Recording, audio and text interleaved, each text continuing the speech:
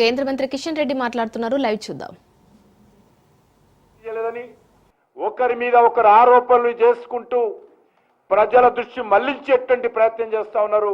ఈ రెండు పార్టీలు కూడా ప్రజల మీద బాధ్యత పెట్టే ఆ బాధ్యత నిర్వహణలో TRS party, BRS party, Congress party ఈ రెండు పార్టీలు కూడా వైఫల్యం చెందాయి. ఈ వైఫల్యాల నుంచి తప్పించుకునేటువంటి ప్రయత్నంలో ఒకరి మీద ఒకరు ఆరోపణలు చేసుకుంటూ ప్రజలకు సంబంధం లేని విషయాలలో ఈరోజు ఒకరి మీద ఒకరు తిట్టుకుంటూ కాలయాపన చేసేటువంటి ప్రయత్నం చేస్తా ఉన్నారు. ఇది తెలంగాణ సమాజం అంతా అర్థం చేసుకోవాలి. ఈ రెండు పార్టీలు కూడా అవినీతి పార్టీలే, ఈ రెండు పార్టీలు కూడా కుటుంబ పార్టీలే, ఈ రెండు పార్టీలు కూడా బొమ్మబరుసు లాంటి పార్టీలే. కాబట్టి తెలంగాణ సమాజం అంతా కూడా అర్థం చేసుకోవాల్సిన అవసరం ఉంది. ఈరోజు రాజీవ్ గాంధీ చెప్తున్నాడు, రాహుల్ గాంధీ చెప్తున్నాడు. రాహుల్ గాంధీ ఏమంటున్నాడు? ఈరోజు రాజ్యాంగం గురించి మాట్లాడుతున్నాడు. ఆయన మొన్న ఢిల్లీలో స్టేట్మెంట్ ఇచ్చాడు. ఆర్ఎస్ఎస్ బీజేపీ తోటి కాదు కొట్లాడాల్సింది, భారత రాజ్యంతో కొట్లాడంటాడు. సిగ్గుండాలి ఈరోజు కాంగ్రెస్ పార్టీకి. ఏం మాట్లాడుతూ ఉన్నాడు మీ నాయకుడు? ఎవరి మీద కొట్లాడాలంటున్నాడు? ఎవరి మీద పోరాటం చేయాలనుకుంటున్నాడు?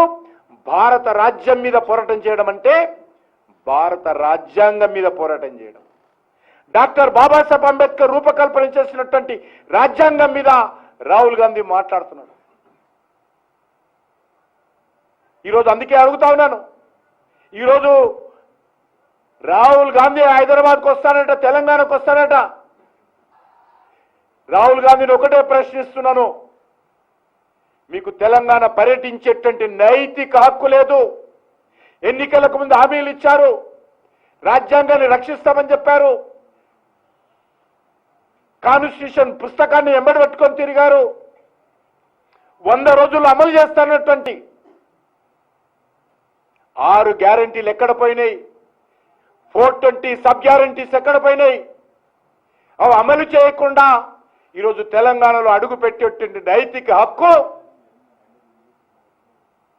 రాహుల్ గాంధీకి లేదనే విషయాన్ని మనవి చేస్తా ఉన్నాను.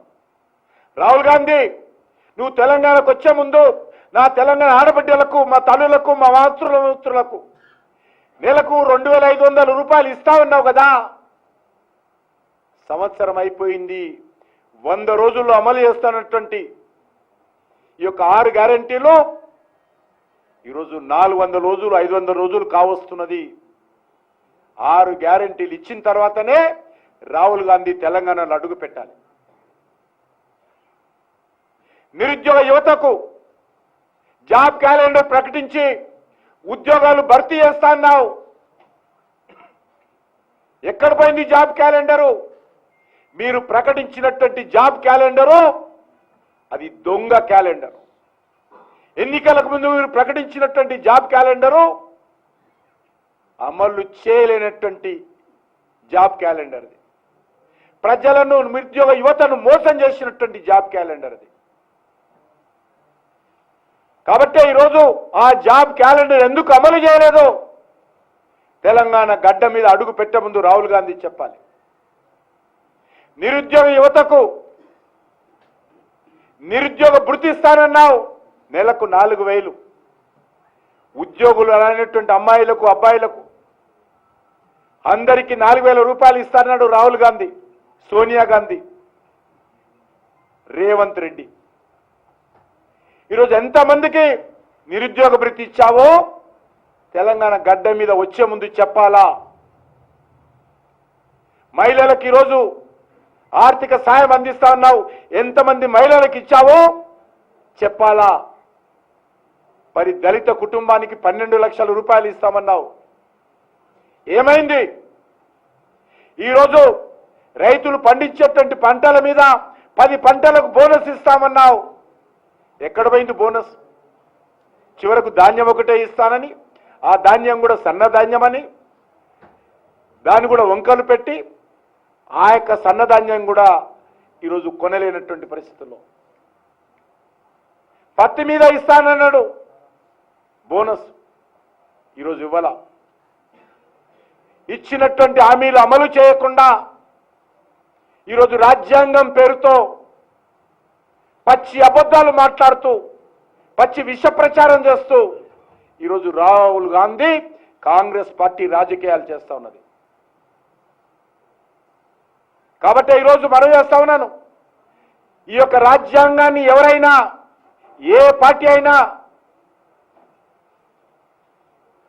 రాజ్యాంగాన్ని నిర్వీర్యం చేసిందంటే, రాజ్యాంగాన్ని అవమానం చేసిందంటే, రాజ్యాంగాన్ని మార్చిందంటే, డాక్టర్ బాబాసాహెబ్ అంబేద్కర్ అవమానం చేసిందంటే, డాక్టర్ బాబాసాహెబ్ అంబేద్కర్ బతుకున్నప్పుడు ఎన్నికల్లో పోటీ చేస్తే ఓడించింది ఎవరంటే మొదటి ముద్దాయి కాంగ్రెస్ పార్టీ. నెహ్రూ కుటుంబము డాక్టర్ బాబాసాహెబ్ అంబేద్కర్ మీద అనేక రకాల కుట్రలు చేసి ఆయన చివరి శ్వాస వరకు అవమానాలతో ఆయనను అవహేళన చేసినటువంటి పార్టీ, అవమానించినటువంటి పార్టీ, ఎన్నికల్లో ఓడించినటువంటి party Congress party. Bharatiya Janata party doctor Babasaheb అంబేద్కర్ను అన్ని రకాలుగా గౌరవించినటువంటి పార్టీ. డాక్టర్ బాబాసాహెబ్ అంబేద్కర్ చిత్రపటాన్ని పార్లమెంటులో పెట్టినటువంటి party Bharatiya Janata party. Doctor Babasaheb Ambedkar కు భారత రత్న ఇచ్చినటువంటి party Bharatiya Janata party. Doctor Babasaheb Ambedkar జన్మించిన స్థలము, డాక్టర్ బాబాసాహెబ్ అంబేద్కర్ దీక్ష తీసుకున్నటువంటి నాగపూర్లో దీక్షా స్థలము, డాక్టర్ బాబాసాహెబ్ అంబేద్కర్ అంతిమ శ్వాస వదిలినటువంటి ఢిల్లీలో ఇల్లు, డాక్టర్ బాబాసాహెబ్ అంబేద్కర్ చదువుకున్నటువంటి లండన్లో ఇల్లు, డాక్టర్ బాబాసాహెబ్ అంబేద్కర్ అంతర్కిలో జరిగినటువంటి బాంబేలో స్థలము. ఈ 5 స్థలాలలో పంచతీర్థ పేరుతో ఈరోజు అద్భుతంగా డాక్టర్ బాబాసాహెబ్ అంబేద్కర్ జ్ఞాపకార్థము, సంస్మరణార్థము, ఆయన స్ఫూర్తితో ఈరోజు నిర్మాణాలు చేపట్టినటువంటి పార్టీ భారతీయ జనతా పార్టీ. నరేంద్ర మోడీ గారు మనం చేస్తారు. మీ ముఖాలకు ఎప్పుడైనా మీ కుటుంబాల గురించే మాట్లాడారు తప్ప జవహర్లాల్ గురించి పేరు పెట్టుకుందాం, ఇందిరాగాంధీ పేరు పెట్టుకుందాం, రాజీవ్ గాంధీ పేరు పెట్టుకుందాం అనే ముఖాలే తప్ప మీరు ఏ రోజు కూడా డాక్టర్ బాబాసాహెబ్ అంబేద్కర్ గురించో, సర్దార్ వల్లభాయ్ పటేల్ గురించో, ఇటీవల స్వర్గస్థులైనటువంటి పివి నరసింహారావు గురించో వీళ్ళకి ఆలోచన లేదు. ఎటువంటి పార్టీ అంటే కాంగ్రెస్ పార్టీకి వర్కింగ్ ప్రెసిడెంట్గా ఉన్నటువంటి పివి నరసింహారావు, కాంగ్రెస్ పార్టీ నేతృత్వంలో ప్రధానమంత్రిగా సేవలు చేసినటువంటి పివి నరసింహారావు, కాంగ్రెస్ పార్టీగా ముఖ్యమంత్రిగా ఆంధ్ర రాష్ట్రానికి సేవలు చేసినటువంటి పివి నరసింహారావు స్వర్గస్థులైతే ఆయన పార్థిక దేహాన్ని కాంగ్రెస్ పార్టీ ఆఫీసులో కూడా పెట్టకుండా అవమానం చేసినటువంటి పార్టీ కాంగ్రెస్ పార్టీ. ఒక తెలుగు బిడ్డ మొదటిసారి తెలుగు బిడ్డగా ప్రధానమంత్రిగా బాధ్యతలు చేపడితే పివి నరసింహారావు కూడా అవమానం చేసింది పార్టీ. ఢిల్లీలో ఆయన అంతర్క్రియలు జరపాలా, డాక్టర్ బాబాసాహెబ్ అంబేద్కర్ అంతర్క్రియలు బాంబేలో జరుపుతారు.